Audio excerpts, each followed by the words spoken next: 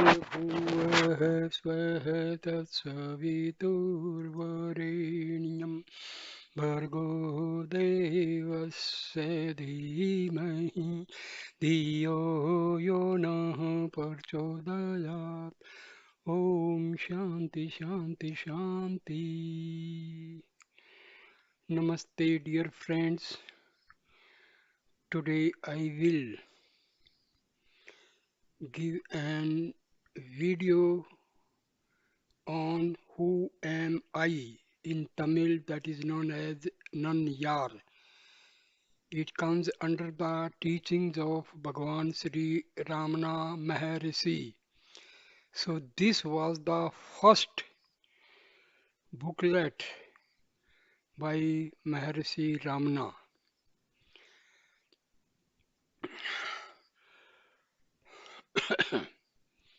So, who am I is the title given to a set of questions and answers bearing on self-inquiry. The questions were put to Bhagwan Sri Ramana Maharshi by one Sri M. Sivaprakasam Pillai about the year 1902.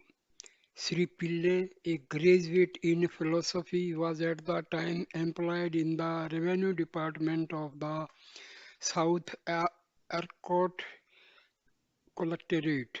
During his visit to Tiruvannamalai in 1902, an official work, he went to Virupaksha cave on Arunachala hill and met the master there.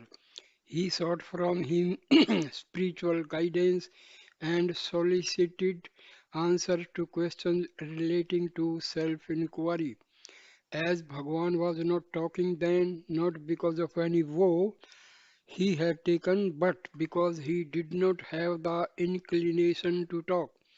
He answered the questions put to him by gestures, and when these were not understood by writing, a recollected and recorded by Sri Shiv Prakasham Pillai, there were 14 questions with answers to them given by Bhagwan. This record was first published by Sri Pillai in 1923, along with a couple of poems composed by himself relating how Bhagwan's grace operated in his case by dispelling his doubts and by saving him from a crisis in life. Who Am I? Has been published several times subsequently. We find 30 questions and answers in some editions and 28 in others. There is also another published version in which the questions are not given and the teachings are rearranged in the form of an essay. The extant English translation is of this essay. The present rendering is of the text in the form of 28 questions and answers, along with Vichara Sangraham, self-inquiry, Nanyar, who am I, constitute the first set of instructions in the master's own words. These two are the only prose pieces among Bhagwan's works. They clearly set forth the central teaching that the direct path to liberation is self-inquiry. The particular mode in which the inquiry is to be made is lucidly set forth in Nanyar. The mind consists of thoughts. The I thought is the first to arise in the mind. When the inquiry, who am I, is persistently pursued, all other thoughts get destroyed, and finally the I thought itself vanishes, leaving the supreme non-dual self alone. The false identification of the self with the phenomena of non-self, such as the body and mind, thus ends, and there is illumination, sakshatkara. The process of inquiry, of course, is not an easy one. As one inquires, who am I? Other thoughts will arise. But as these arise, one should not yield to them by following them. On the contrary, one should ask to whom do they arise. In order to do this, one has to be extremely vigilant. Through constant inquiry, one should make the mind stay in its source without allowing it to wander away and get lost in the mazes of thought created by itself. All other disciplines, such as breath control and meditation on the forms of God, should be regarded as auxiliary practices. They are useful insofar as they help the mind to become quiescent and one pointed. For the mind that has gained skill in concentration, self inquiry becomes comparatively easy. It is by ceaseless inquiry that the thoughts are destroyed and the self realized the plenary reality in which there is not even the I thought, the experience which is referred to as silence. This, in substance, is Bhagwan Sri Ramana Maharshi's teachings in Nanyar, Who Am I? Om Namo Bhagavate Sri Ramanaय. Now I will read the actual text, that is Who Am I, or in Tamil called Nanyar. As all living beings desire to be happy always without misery, as in the case of everyone, there is observed supreme love for one's self, and as happiness alone is the cause for love. In order to gain that happiness which is one's nature and which is experienced in the state of deep sleep, where there is no mind, one should know one's self. For that the path of knowledge, the inquiry of the form who am I is the principal means. Now first, who am I? The gross body which is composed of the seven humors, dhatus, I am not the five cognitive sense organs, viz.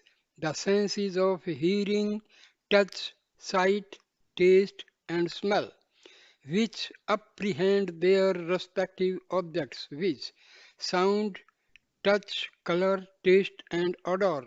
I am not the five cognitive sense organs which the organs of speech, locomotion, grasping, excretion, and procreation, which have as their respective functions speaking, moving, grasping, excreting, and enjoying. I am not the five vital airs, prana, etc., which perform respectively the five functions of in breathing, etc.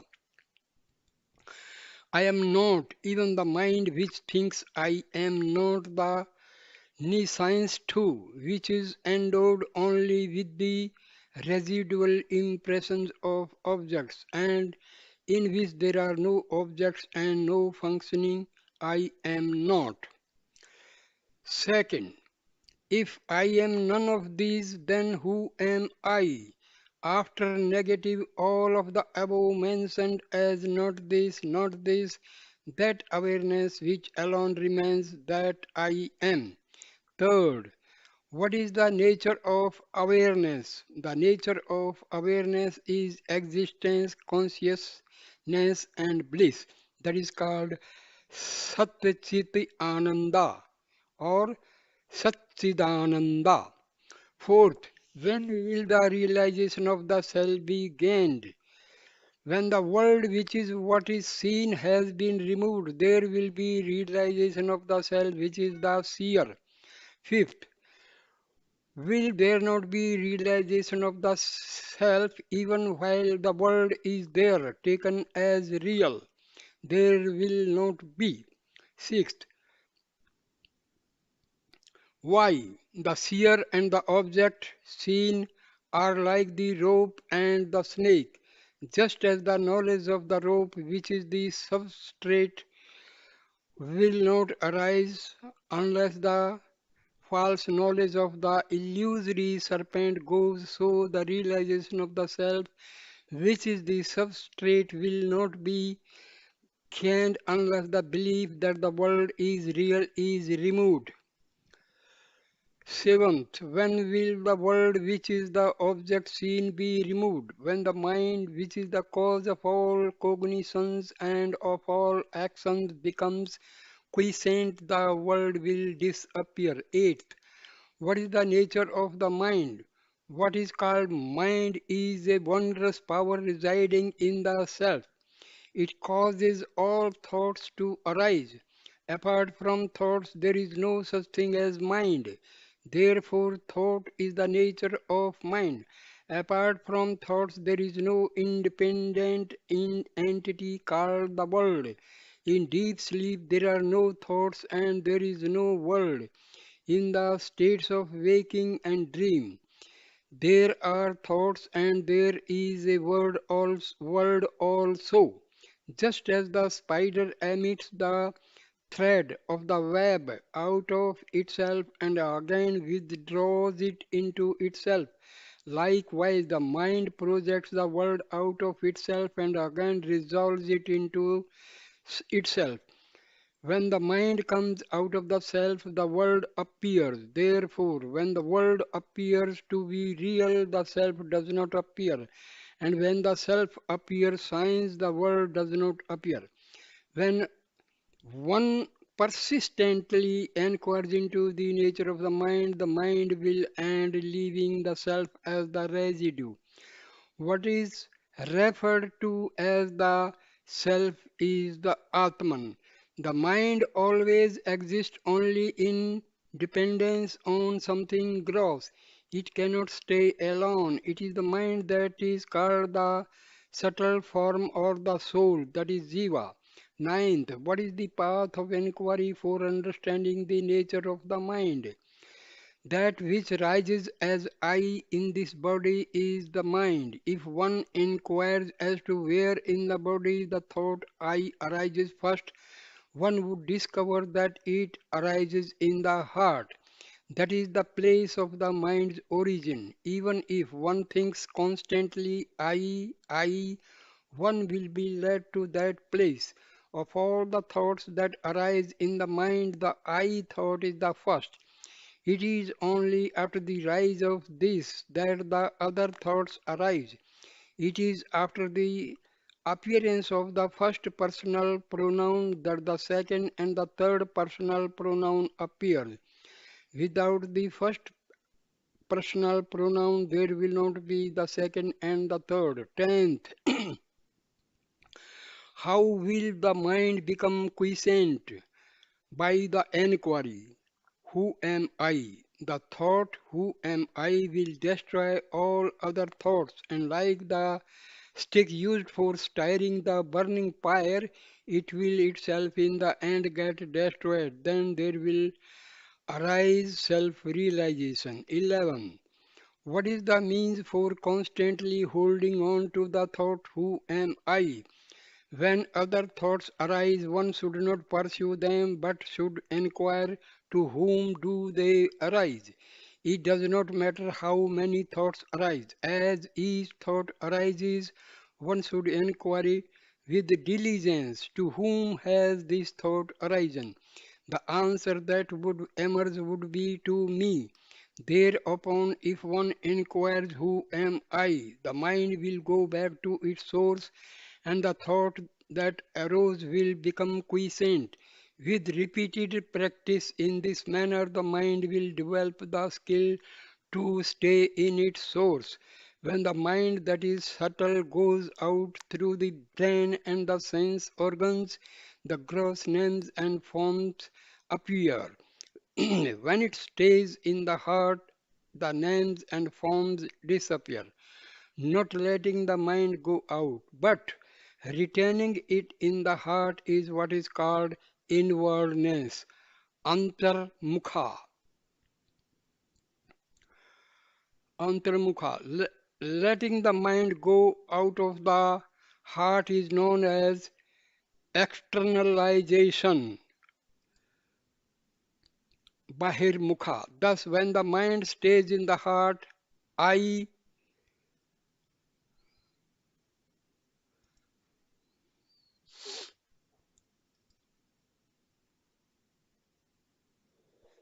I will destroy all other thoughts. And like the stick used for, okay.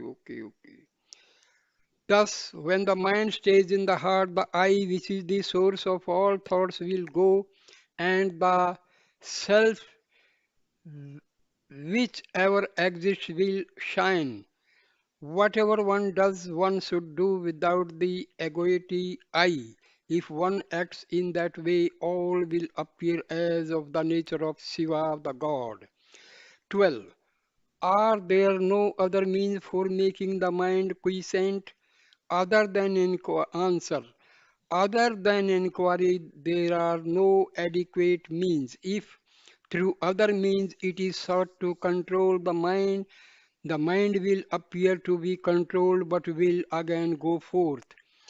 Through the control of breath also the mind will become quiescent, but it will be quiescent only so long as the breath remains controlled, and when the breath resumes the mind also will again start moving and will wander as impelled by residual impressions. The source is the same for both mind and breath. Thought indeed is the nature of the mind. The thought I is the first thought of the mind, and that is egoity. It is from that whence egoity originates that breath also originates. Therefore, when the mind becomes quiescent, the breath is controlled, and when the breath is controlled, the mind becomes quiescent. But in deep sleep, although the mind becomes quiescent, the breath does not stop. This is because of the will of God, so that the body may be preserved and other people may not be under the impression that it is dead. In the state of waking and in samadhi, when the mind becomes quiescent, the breath is controlled. Breath is the gross form of mind. Till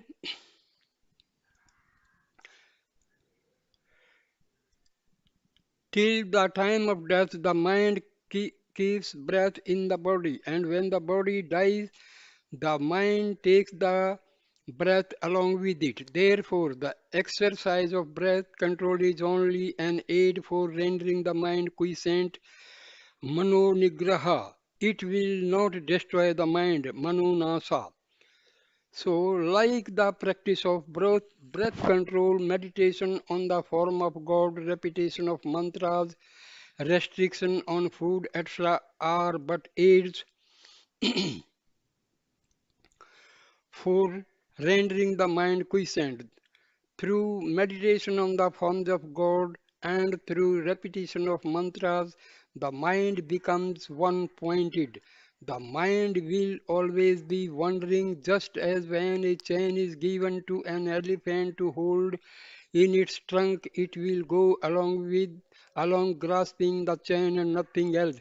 So also when the mind is occupied with the name or form, it will grasp that alone. When the mind expands in the form of countless thoughts, each thought becomes weak. But as the thoughts get resolved, the mind becomes one pointed and strong. For such a mind, self inquiry will become easy.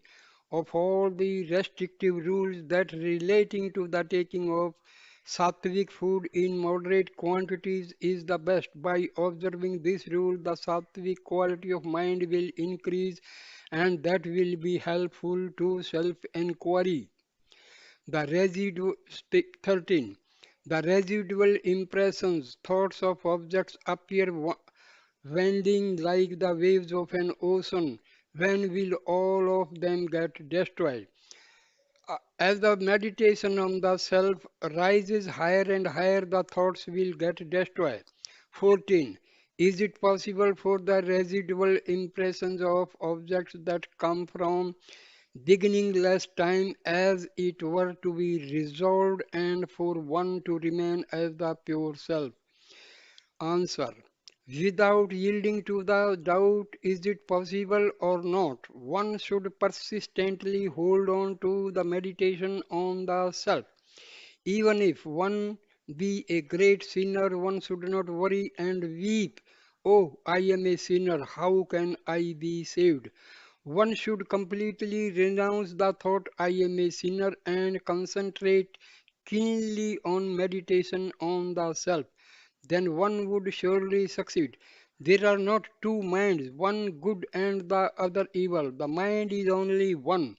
It is the residual impressions that are of two kinds, auspicious and inauspicious. When the mind is under the influence of auspicious impressions, it is called good, and when it is under the influence of inauspicious impressions, it is regarded as evil. The mind should not be allowed to wander towards worldly objects and what concerns other people. However bad other people may be, one should bear no hatred for them. Both desire and hatred should be eschewed. All that one gives to other ones gives to oneself. If this truth is understood, who will not give to others? When one's self arises, all arises. When one's self becomes quiescent, all becomes quiescent. To the extent we behave with humility, to that extent there will result good. If the mind is rendered quiescent, one may live anywhere. How long should inquiry be practiced? That is 15th. As long as there are impressions of the objects in the mind, so long the inquiry, who am I, is required. As thoughts arise, they should be destroyed then and there in the very place of their origin through inquiry. If one resorts to contemplation of the self unintermittently until the self is gained, that alone would do. As long as there are enemies within the fortress, they will continue sally forth. If they are destroyed as they emerge, the fortress will fall into our hands. 16. What is the nature of the self? Answer. What exists in truth is the self alone. The world, the individual soul and God are appearances in it.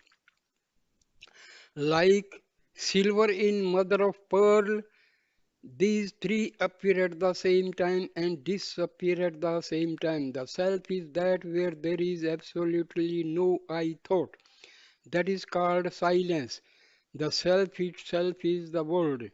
The self itself is I. The self itself is God. All is Shiva, the self. 17. Is not everything the work of God?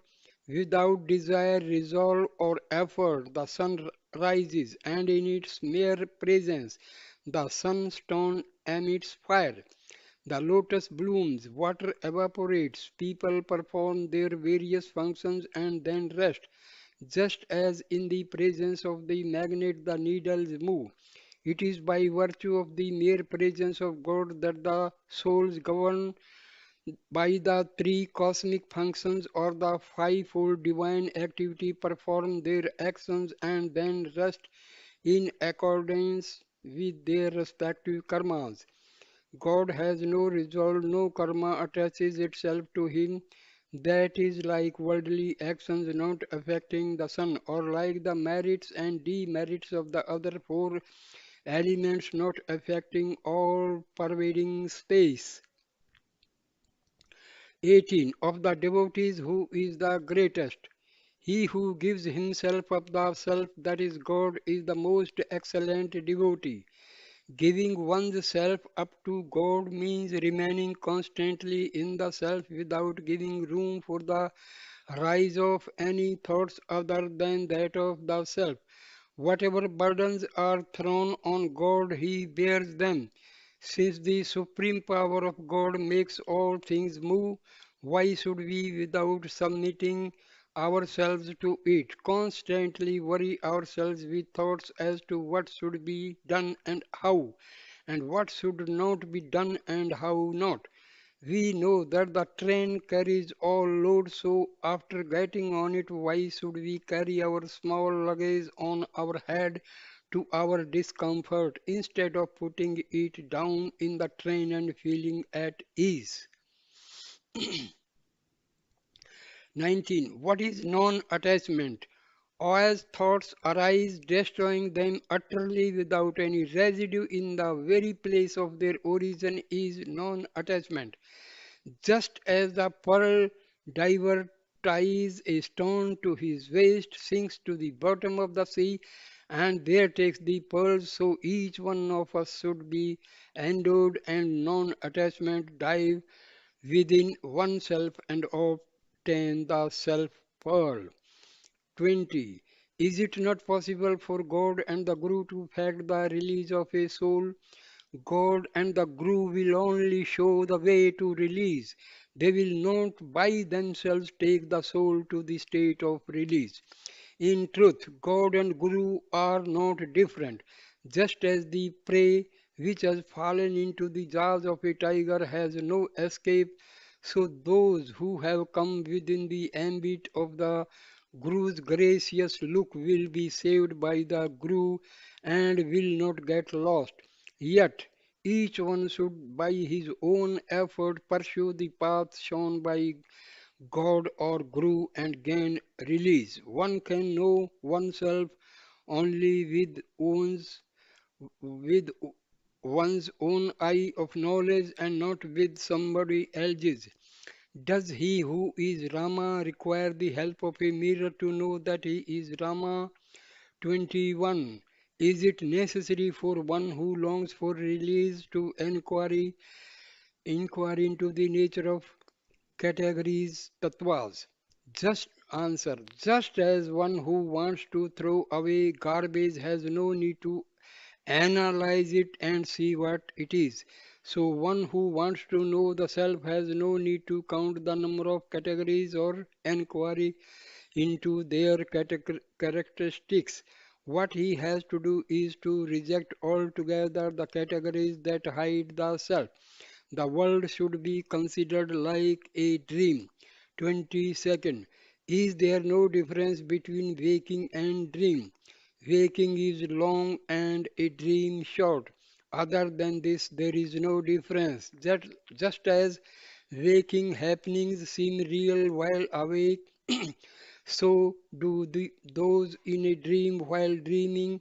In dream, the mind takes on another body. In both waking and dream states, thoughts, names, and forms occur simultaneously. 23. Is it any use reading books for those who long for release? Answer. All the text says that in order to gain release, one should render the mind quiescent. Therefore, their conclusive teaching is that the mind should be rendered quiescent. Once this has been understood, there is no need for endless reading. In order to quieten the mind, one has only to inquire within oneself that what one's self is. How could this search he done in the books? One should know one's self with one's own eye of wisdom. The self is within the five seats, but books are outside them since the self has to be inquired into the discarding the five seats. It is futile to search for it in the books. There will come a time when one will have to forget all that one has learned. 24th. What is happiness? Happiness is the very nature of the self.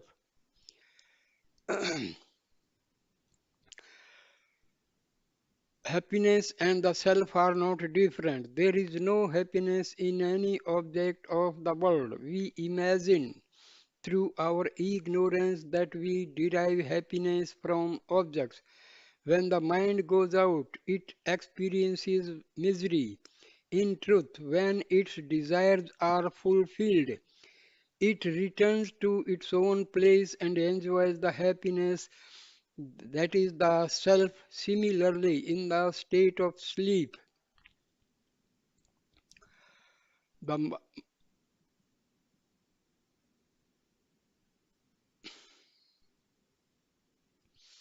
that is when there is no thought, the mind experiences happiness, and when the world appears, it goes through misery. 25. What is wisdom insight? Gyan drishti. Remaining quiet is what is called wisdom insight. To remain quiet is to resolve the mind in the self. Telepathy, knowing past, present, and future happiness and clairvoyance do not constitute wisdom insight. 26. What is the relation between desirelessness and wisdom? Desirelessness is wisdom. The two are not different. They are the same. Desirelessness is refraining from turning the mind towards any object. Wisdom means the appearance of no object. In other words, not seeking what is other than the self is detachment or desirelessness. Not leaving the self is wisdom. 27. What is the difference between inquiry and meditation? Inquiry consists in retaining the mind in the self. Meditation consists in thinking that one's self is Brahma, existence, consciousness, bliss. 28. What is release? Inquiring into the nature of one's self that is in bondage and realizing one's true nature is release. Sri Ramana Ramana Panam Astu. So, this was the first book written by, not exactly by Ramana Maharshi, because he has just answered the questions put by devotees. So, now what is the gist of this? Who am I? See, there are two eyes. One eye is false, that is our ego, and the other eye is the real I, that is our soul, our Atma. So remember one thing, who am I should not be used as a mantra. We should not recite who am I, who am I, who am I repeatedly. It will be of no use. Just you have to contemplate in your mind, who am I? Where from I have come? When did I come? Where I will go? When I all these contemplations should be made in the mind. And then just concentrate on the self. I am the soul. Just concentrate on this. That becomes the actual self inquiry. So, namaste, friends. Please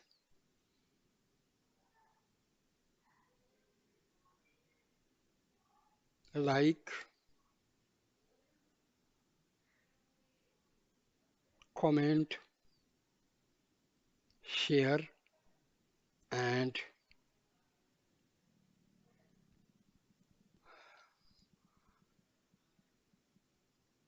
okay.